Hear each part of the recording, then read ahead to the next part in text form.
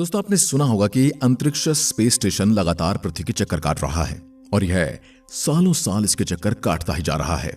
पर क्या आपके दिमाग में सवाल आता है, अंतरिक्ष स्पेस स्टेशन गिरता क्यों नहीं? क्या इसका ईंधन कभी खत्म नहीं होगा? और इसमें ऐसा कौन सा ईंधन इस्तेमाल किया गया है जो लगातार यह चलता ही जा रहा है? आपको यह तो पता ही होगा कि हमारा चांद हमारी पृथ्वी से टाइटली लॉक्ड है, यानी कि चांद पर हमारी पृथ्वी का गुरुत्वाकर्षण बहुत ज्यादा है, जिसकी वजह से वो फ्रीली अपनी कक्षा या अक्ष पर घूम भी नहीं पाता है। इसलिए हमें चांद की हमेशा एक ही साइड दिखाई देती है। चांद का अंधेरे वाला हिस्सा हमने पृथ्वी से आज तक नहीं देखा। हालांकि चंद्रयान 3 ने वहां पर उतरकर उसकी कुछ तस्वीरें ली हैं, वहां पर कुछ रिसर्च जरूर की है, लेकिन पृथ्वी से हमने चांद के उस हिस्से को कभी भी नहीं देखा। आखिर किस कारण? क्योंकि पृथ्वी का गुरुत्वाकर्षण उसको इतना ज्यादा प्रभावित करता है कि उसे फ्रीली घूमने तक नहीं देता। जब हमारी पृथ्वी का गुरुत्वाकर्षण इतनी दूर तक असर करता है, यानी लगभग 4 लाख किलोमीटर दूर चांद को इतना प्रभावित कर सकता है, तो हमारा अंतर्राष्ट्रीय अंतरिक्ष स्टेशन पृथ्वी के गुरुत्वाकर्षण की मार से कैसे बचा हुआ है? क्या यह चांद से भी ज्यादा दूरी पर है? ये पृथ्वी पर गिरता क्यों नहीं? जो चांद हमारी पृथ्वी पर समुद्र को इतना ज्यादा प्रभावित करता है कि समुद्र में हलचल मचा देता है, समुद्र में ज्वार भाटे उत्पन्न कर देता है, वो चांद इंटरनेशनल स्पेस स्टेशन को अपनी ओर क्यों नहीं खींचता और उसको प्रभावित क्यों नहीं करता? या करता है, और कैसे करता है? कैसे इंटरनेशनल स्पेस स्टेशन सालों से या कहें दशकों से अप्रभावित होकर पृथ्वी का चक्कर लगा रहा है और पृथ्वी पर गिर क्यों नहीं रहा? वैसे कई सौ सालों से अंतरिक्ष वैज्ञानिकों के लिए एक उत्सुकता का केंद्र रहा है, उसका रहस्य और संभावनाओं को जानने की चाह विज्ञान की दुनिया में नए आसमान को स्थापित करती है। 19 अप्रैल 1971 में सोवियत संघ द्वारा भेजा गया दुनिया का पहला स्पेस स्टेशन सैल्यूट 1 से लेकर आज 2024 तक कुल 12 स्पेस स्टेशन अंतरिक्ष में भेजे गए हैं। तो फिर आखिर तब से लेकर अब तक घूम रहे स्टेशन गिर क्यों नहीं रहे? ये सवाल जवाब जानने से पहले आपको ये पता होना चाहिए कि स्पेस स्टेशन होता क्या है और इन्हें क्यों बनाया जाता है। इसके बाद हम जानेंगे इन्हें अंतरिक्ष में कैसे भेजा जाता है और अंतरिक्ष में भेजे जाने के बाद ये स्पेस स्टेशन अपने ऑर्बिट में कैसे घूमते हैं, कैसे बने रहते हैं और धरती पर गिरते क्यों नहीं। धरती का गुरुत्वाकर्षण बल इन पर प्रभाव क्यों नहीं डाल पाता? आइए फिर जानते हैं इन्हीं सवालों के जवाब हमारी आज की वीडियो में। दोस्तों, कई दशकों पहले स्पेस स्टेशन बनाने के विचार को महज एक साइंस फिक्शन माना जाता था, यानी एक कोरी कल्पना ही कहा जाता था, और यह केवल स्पेस लवर की कल्पना तक सीमित था। यानी कि जो लोग स्पेस के बारे में कल्पनाएं करना जानते थे उन्हें यह पसंद आता था। इसके अलावा तो कोई इसके बारे में सोचता तक नहीं था, जब तक 1940 के दशक में यह स्पष्ट नहीं हो गया इस तरह के स्ट्रक्चर का निर्माण विज्ञान द्वारा किया जा सकता है। क्या होता है स्पेस स्टेशन? दरअसल एक स्पेस स्टेशन, जिसमें ऑर्बिटल स्टेशन या ऑर्बिटल स्पेस स्टेशन भी कहा जाता है, वास्तव में एक अंतरिक्ष यान होता है जो लंबे समय के लिए इंसानी यात्रियों को अंतरिक्ष में ठहरने की सुविधा देता है। यानी कि अंतरिक्ष में हमारा एक अस्थायी ठिकाना होता है। आसान शब्दों में कहें तो इसे एक प्रकार का अंतरिक्ष आवास भी कहा जाता है, या इसे अंतरिक्ष में बनाया गया एक होटल समझ सकते हैं जो वैज्ञानिकों की रिसर्च के लिए काम करता है। अब कई लोगों के मन में सवाल आ रहा होगा कि अंतरिक्ष में आवास बनाने की जरूरत क्या थी? स्पेस स्टेशन के निर्माण का उद्देश्य क्या है? इसके जवाब में कई वैज्ञानिक तर्क दिए जा सकते हैं, जैसे मानव शरीर पर अंतरिक्ष के वेटलेसनेस का परीक्षण, अन्य ग्रहों की जानकारी लेना, या स्पेस ट्रेवलिंग को मुमकिन बनाने का एक प्रयास है। बहुत सारी चीजें हमें पृथ्वी के वातावरण की वजह से अंतरिक्ष में साफ दिखाई नहीं देती, परंतु जब हम स्पेस स्टेशन पर होते हैं तो हमें घने बादलों और वातावरण की मार से अलग सब कुछ साफ दिखाई देता है। लेकिन इन सभी तर्कों का मूल है जिज्ञासा। हम अधिक से अधिक अंतरिक्ष के बारे में जानना चाहते हैं। दोस्तों, अगर आपसे कहा जाए इस यूनिवर्स में हमारा अस्तित्व केवल धरती पर मौजूद एक छोटी चींटी से भी कम मायने रखता है, तो शायद ये कहना बिल्कुल सही होगा। और इसी तरह से अंतरिक्ष में छिपे हजारों रहस्य को जानने के लिए स्पेस स्टेशन का निर्माण बहुत जरूरी था। एक ऑर्बिटल स्टेशन को बनाए रखने का उद्देश्य कार्यक्रम के आधार पर भिन्न होता है। स्पेस स्टेशन को अक्सर वैज्ञानिक उद्देश्यों के लिए लॉन्च किया गया है, लेकिन बीते कुछ सालों में मिलिट्री लॉन्चेस भी हुए हैं। 1950 के दशक में जैसे ही अंतरिक्ष युग शुरू हुआ, अंतरिक्ष विमानों और स्टेशनों के डिजाइन मीडिया के बीच काफी ज्यादा पॉपुलर हो गए और आम जनता भी इनके बारे में जानने को उत्सुक होने लगी। पहला अल्प विकसित स्टेशन 1969 में अंतरिक्ष में 2 रशियन सोयुज व्हीकल को जोड़कर बनाया गया था। इसके बाद 1984 में इंटरनेशनल स्पेस स्टेशन पर निर्माण हुआ। इंटरनेशनल स्पेस स्टेशन पृथ्वी के निचले ऑर्बिट में नासा द्वारा निर्मित एक पूरी तरह से ऑपरेशनल और स्थायी रूप से बसा हुआ एक स्पेस स्टेशन मौजूद है। जो दशकों से मानव की सेवा कर रहा है, जो कि इंटरनेशनल स्पेस स्टेशन ISS के नाम से जाना जाता है।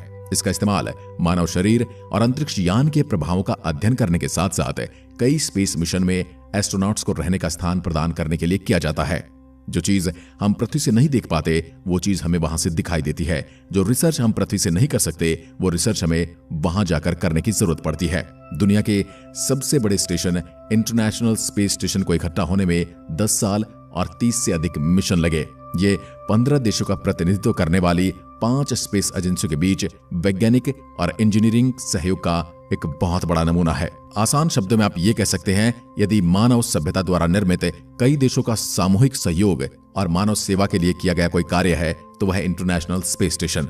इंटरनेशनल स्पेस स्टेशन लगभग एक फुटबॉल मैदान के आकार का है, जिसका वजन करीबन 460 टन है और यह पृथ्वी से 250 मील ऊपर अंतरिक्ष में परिक्रमा करता है। इसे मानव इतिहास की सबसे बड़ी कामयाबी के तौर पर देखा जा सकता है और यह अंतरिक्ष में स्थापित की गई, अंतरिक्ष में भेजी गई मानव द्वारा अब तक की सबसे बड़ी चीज है। अब सवाल यह उठता है, इतना विशाल और वजनदार स्पेसक्राफ्ट स्टेशन अंतरिक्ष में भेजा कैसे गया होगा? किसी साधारण स्पेसक्राफ्ट की तरह स्पेस स्टेशन को अंतरिक्ष में भेजना बिल्कुल भी आसान नहीं होता। पृथ्वी पर स्पेस स्टेशन बनाना और फिर उसे एक भी बार में अंतरिक्ष में लॉन्च कर देना बिल्कुल असंभव है। इसका वजन इतना ज्यादा है, ये विशाल इतना ज्यादा है और इसकी शेप भी इसे लॉन्च करने के लिए असंभव बनाती है। ऐसे रॉकेट का निर्माण आज तक नहीं हुआ है जो कि इतने विशाल स्पेस स्टेशन का भार उठा सके और उसे अंतरिक्ष में स्थापित कर सके। इंटरनेशनल स्पेस स्टेशन को पृथ्वी के लोअर ऑर्बिट तक पहुंचाने में भी एक समस्या थी। हालांकि इस समस्या को दूर करने के लिए स्पेस स्टेशन को अंतरिक्ष में अलग अलग हिस्सों में लॉन्च किया गया, यानी कि इसे असेंबल अंतरिक्ष में ही किया गया है। यहां से सिर्फ इसके पुर्जे भेजे गए थे और धीरे धीरे ऑर्बिट में स्थापित किया गया, जो कि पृथ्वी की सतह से लगभग 400 किलोमीटर ऊपर है। इसे आप यूं भी कह सकते हैं, अंतरिक्ष में बनाई गई मानव द्वारा अब तक की सबसे बड़ी चीज है। इंटरनेशनल स्पेस स्टेशन को असेंबल करने की प्रक्रिया 1990 के दशक से चल रही है।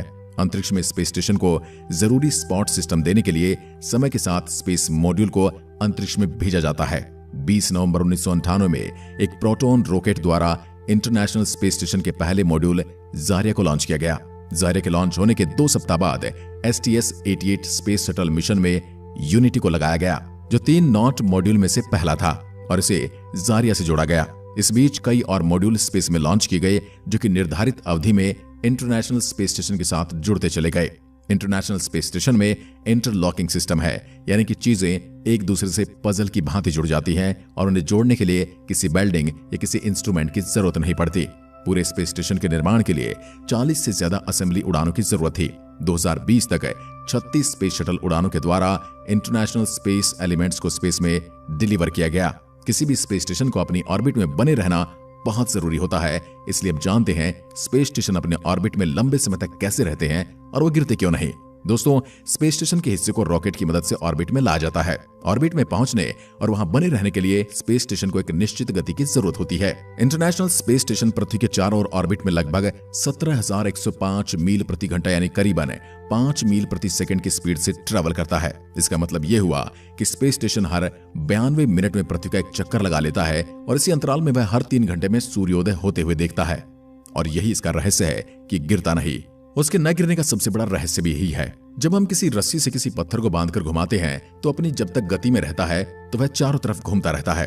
वह नीचे नहीं गिरता, पृथ्वी की ग्रेविटी से अप्रभावित रहता है जब तक हम उसे घुमाते रहते हैं। जैसे ही हम रस्सी से बंधे पत्थर को घुमाना बंद कर देते हैं वह नीचे गिर जाता है। स्पेस स्टेशन का साइंस भी बिल्कुल वैसे ही काम करता है, यानी कि इसकी गति ही वो चीज है जो इसे अंतरिक्ष में बनाए रखती है। स्पेस स्टेशन धरती पर क्यों नहीं गिरते, ये और आसान समझने के लिए इंटरनेशनल स्पेस स्टेशन अंतरिक्ष में कैसे रहते हैं, हमें उस पर लगने वाले फोर्सेस के बारे में जानने की जरूरत है। आप फोर्स को नहीं देख सकते, लेकिन आप इसे महसूस कर सकते हैं। फोर्स लगाने से कोई भी चीज मोशन में आ सकती है और यही फोर्स गतिमान चीजों को रोक भी सकता है।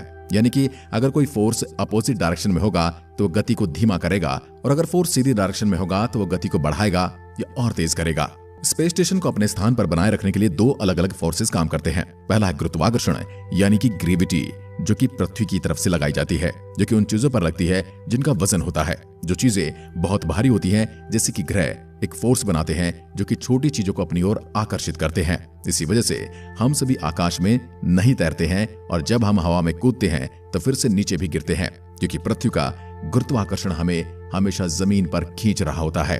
जब एस्ट्रोनॉट पृथ्वी से दूर जाते हैं तब वे स्पेस में तैरते हैं, क्योंकि वे पृथ्वी के ग्रेविटेशनल पुल को एस्केप कर चुके होते हैं। तो फिर ग्रेविटी स्पेस स्टेशन को वापस धरती पर क्यों नहीं खींचती? इस सवाल का जवाब जानने के लिए आपको एक दूसरे फोर्स के बारे में जानना होगा, जिसे सेंट्रीफ्यूगल फोर्स कहा जाता है। दरअसल जब चीजें एक घेरे में घूमती हैं तो सेंट्रीफ्यूगल फोर्स उन्हें घेरे से बाहर धकेलता है। हम सभी ने अनजाने में ही सही लेकिन सेंट्रीफ्यूगल फोर्स का जरूर अनुभव किया है। जैसे जब आपके पास कोई गोल चक्कर या हिंडोला झूले पर पीछे धकेला जाता है तब वह सेंट्रीफ्यूगल फोर्स को महसूस करता है। इंटरनेशनल स्पेस स्टेशन जैसे स्पेस स्टेशन का निर्धारित गति से पृथ्वी की ओर चक्कर लगाते हैं। IS जैसे स्पेस स्टेशन एक निर्धारित गति से पृथ्वी के चक्कर लगाते हैं। इसे दूर धकेलने वाला सेंट्रीफ्यूगल फोर्स ठीक उतना ही होता है जितना कि इसे अंदर खींचने वाला ग्रेविटेशनल फोर्स। दोनों फोर्स के बीच बने इसे बैलेंस को स्टेबल ऑर्बिट कहा जाता है। जब तक इसके साथ बदलाव न किया जाए या स्पेस स्टेशन को रोका न जाए, ये इसी तरह से अंतरिक्ष में बना रहेगा। और इसी वजह से बड़े बड़े स्पेस स्टेशन अंतरिक्ष में अपने ऑर्बिट का चक्कर लगा रहे हैं और धरती पर वापस नहीं गिरते। तो क्या स्पेस स्टेशन हमेशा अंतरिक्ष में रहेंगे? ये वापस नहीं आएंगे? क्या स्पेस स्टेशन धरती पर वापस लौट सकते हैं? जब एस्ट्रोनॉट स्पेस स्टेशन से पृथ्वी पर लौटते हैं तो वह उस एक छोटे से कैप्सूल में वापस आते हैं जो उन्हें वहां लेकर गया था। हालांकि उस छोटे कैप्सूल में केवल 3 लोग ही वापस आ सकते हैं, उससे ज्यादा नहीं। अगर इंटरनेशनल स्पेस स्टेशन की बात करें तो क्या होगा जब हम ISS का उपयोग नहीं करेंगे? वैज्ञानिक कहते हैं कि इंटरनेशनल स्पेस स्टेशन के कुछ हिस्सों को नए स्पेस स्टेशन में फिर से इस्तेमाल करने के लिए स्पेस में रखा जा सकता है, लेकिन इसका अधिकांश भाग पृथ्वी पर लौट आएगा। ऐसा करने के लिए मिशन कंट्रोल्स स्टेशन से जुड़े रॉकेटों का उपयोग करके इसे पृथ्वी के करीब ले जाने के लिए काम करेंगे। जब ये काफी करीब होगा तब धरती का ग्रेविटेशन पुल इसे अंदर खींचना शुरू कर देगा। आखिरकार ये वायुमंडल से टकराएगा और आग की लपटों में बदल जाएगा। ऐसे घर्षण के प्रभाव की वजह से होता है जिसे अंग्रेजी में फ्रिक्शन कहा जाता है, जो कि अब अस्तित्व में आता है जब 2 चीजें वास्तव में तेजी से एक दूसरे को रगड़ने लगती हैं या आगे बढ़ने की कोशिश करती हैं या संपर्क में आती हैं। घर्षण के कारण चीजें गर्म हो जाती हैं, ठीक उसी तरह जिस तरह 2 पत्थरों को आपस में रगड़ने से चिंगारी बनती है। जब आप अपनी दोनों हथेलियों को बार बार रब करते हैं तो आप महसूस करते हैं कि आपकी हथेलियां गर्म हो रही हैं। एक बार जब ISS वायुमंडल को पार कर लेगा तो उसके जले हुए हिस्से संभवतः प्रशांत महासागर में जाकर टकराएंगे और वे वहां पर अपने पुराने साथियों से मिलेंगे जो कि प्रशांत महासागर में गिरकर ध्वस्त हो चुके हैं। आज की वीडियो में बस इतना ही। अगर वीडियो पसंद आई तो लाइक कीजिए और ऐसी वीडियोस के लिए चैनल को सब्सक्राइब जरूर करें। धन्यवाद।